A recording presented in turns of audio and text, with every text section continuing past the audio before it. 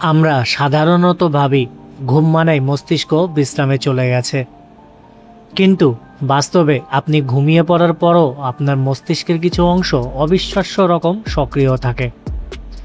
ঘুমের সময় মস্তিষ্ক শুধু স্বপ্নই দেখে না, এটি সারাদিনের স্মৃতি গুছিয়ে রাখে, অপ্রয়োজনীয় তথ্য মুছে দেয়, এমনকি শরীরের গুরুত্বপূর্ণ সিস্টেমও পর্যবেক্ষণ করতে থাকে।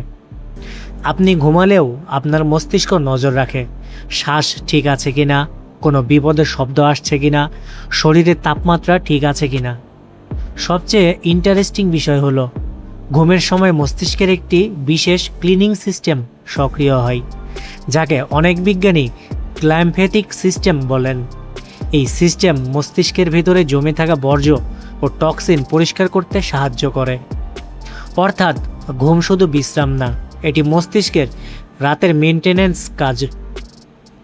এই কারণেই দীর্ঘদিন ঘুম কম হলে স্মৃতি দুর্বল হতে পারে, মনোযোগ কমে যায়, আবেগ নিয়ন্ত্রণ কঠিন হয়ে পড়ে।